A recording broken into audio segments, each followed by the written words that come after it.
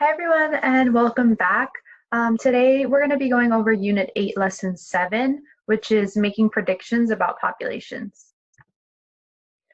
Before we get started, like every day, you just want to make sure you're set up. So make sure you have your paper and notebook to take notes, your classwork on Google Classroom, your pencil, and your calculator. And you should set up your note page to look exactly like the note page that you have here. Make sure you have the date, Unit 8, Lesson 7, and you should title it Making Predictions About Populations. Go ahead and take the next 30 seconds to just make sure your materials are set up.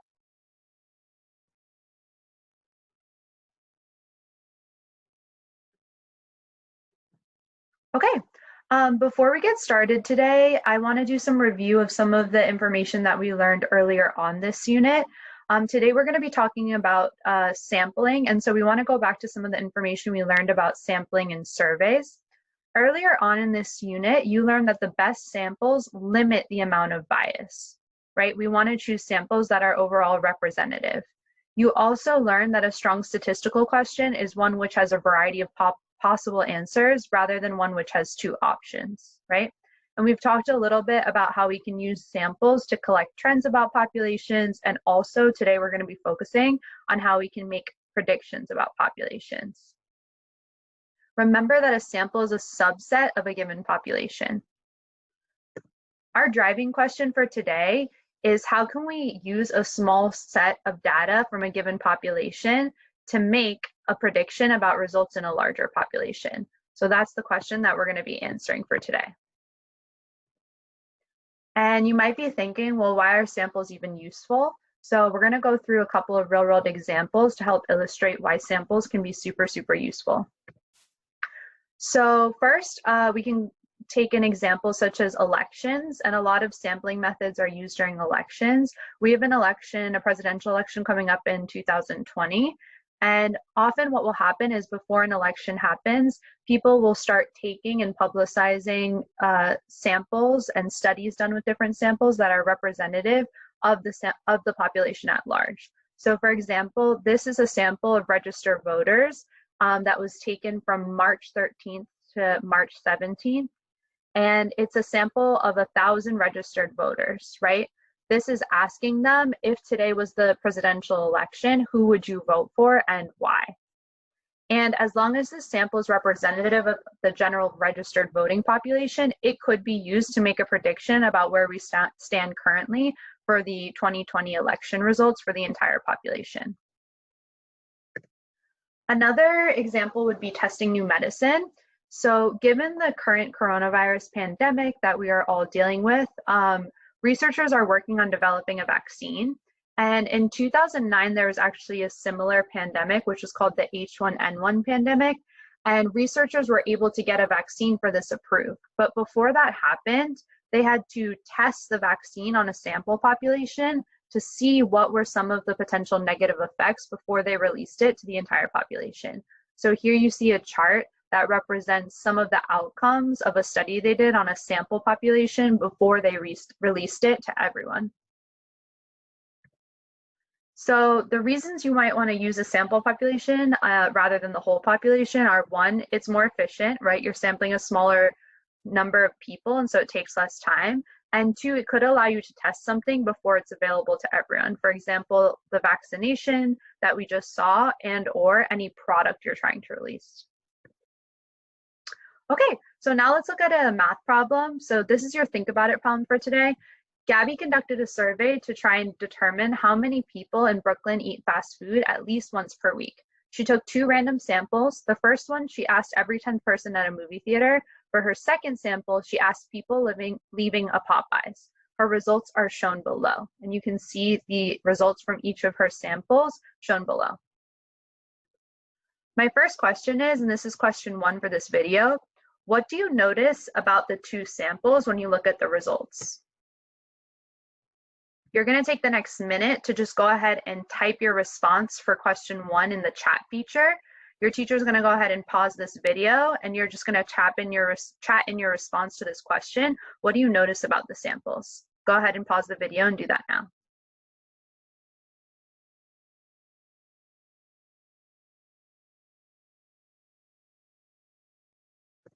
Okay, hopefully you notice that the results of these two samples are different, right? If we just look at the first response, which is I eat fast food at least once per week, the frequency in the first sample was 50, but the frequency in the second sample was 110. So the results from these two samples were different. That makes sense because samples are an approximation and thus the results vary from sample to sample, even if they're taken from the same population. So even though both of those samples were taken from people living in Brooklyn, they were different samples and so the results were different. And you can see that illustrated below, right? It depends on which specific sample I'm taking from the population at large.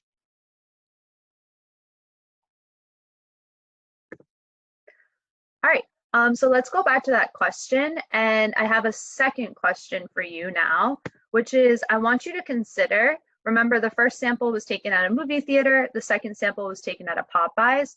This is question 2 for your video. Which sample do you think is better and why? You're gonna take the next minute again, you're gonna pause this video and you're gonna type your response for question 2 now into the chat feature. Your teacher's gonna go ahead and pause the video now.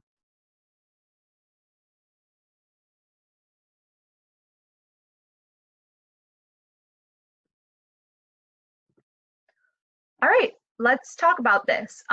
So you really want to focus on where these samples were taken, right? Sample 1 was taken in a movie theater and sample 2 was taken at Popeyes. So in this case, sample 1 is a much stronger sample because it doesn't have any potential bias. What sample 2 was taken at a Popeyes, which is a fast food restaurant, and so the likelihood that a lot of those people eat fast food at least once per week is much, much higher. And that's why you see the frequency of that outcome was a lot higher for that sample than it was for the movie theater. And this brings us to our second big idea for this lesson, which is that not all samples are made equal. The more representative the sample, the stronger the validity of the prediction.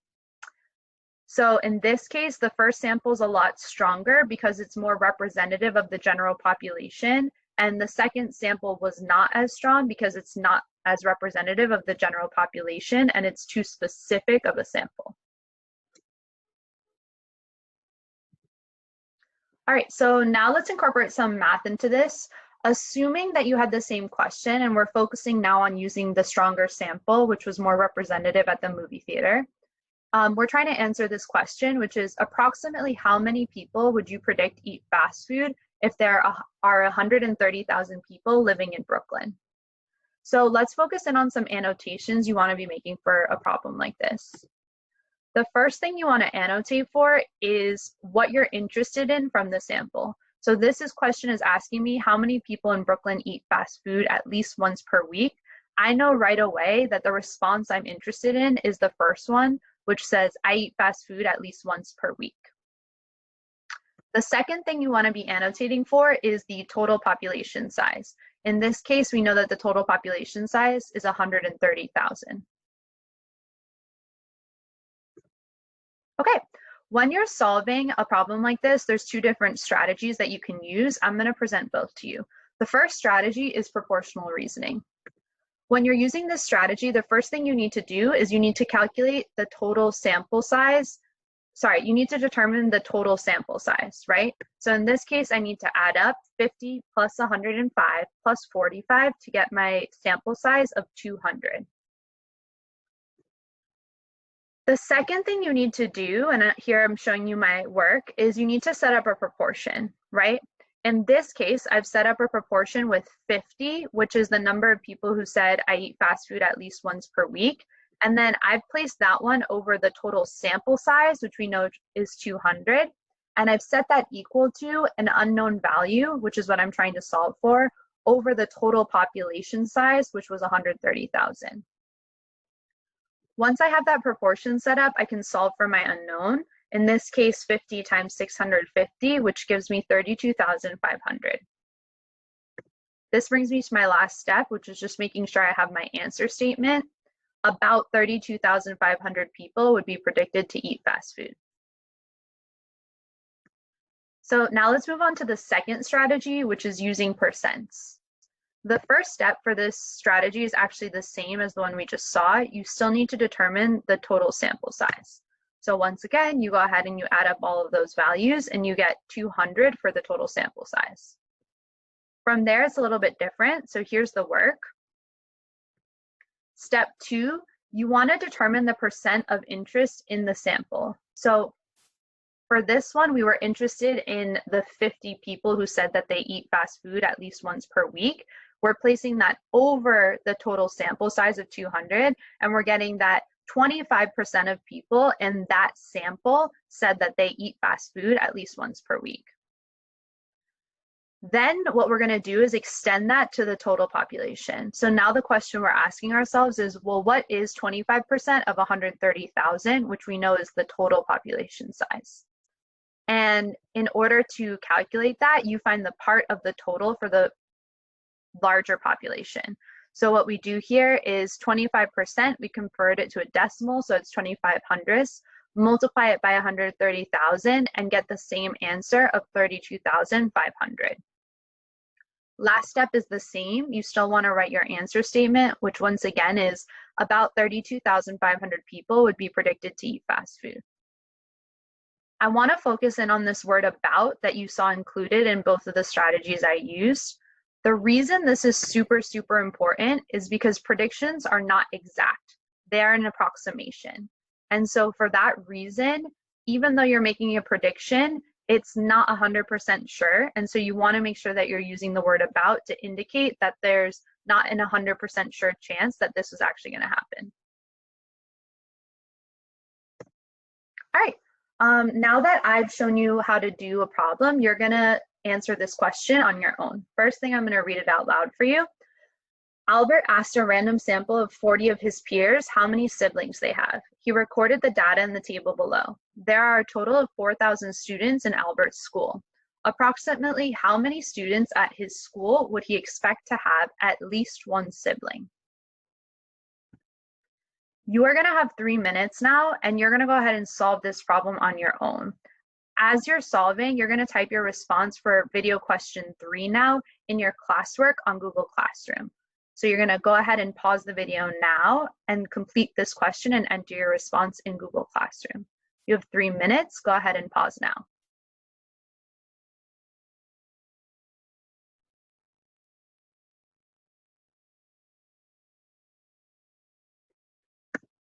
Okay, let's debrief this problem together.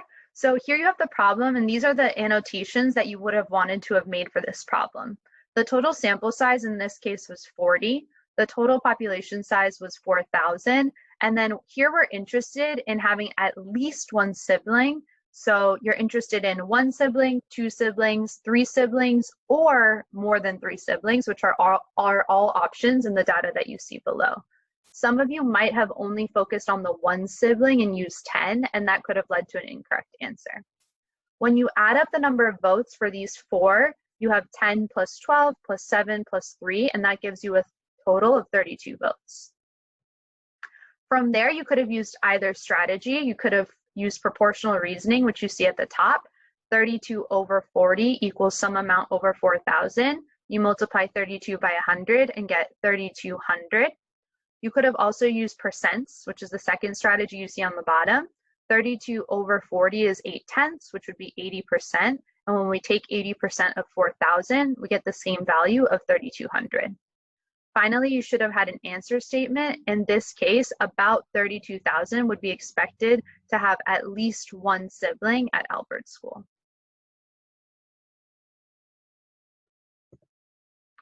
So going back to that driving question, which is how can we use a small set of data from a given population to make a prediction about results in a larger population? This is our key point that we were driving towards in this lesson. We can use random samples to make predictions about populations. The best samples are representative of the larger population. Go ahead and make sure you have that down in your notes.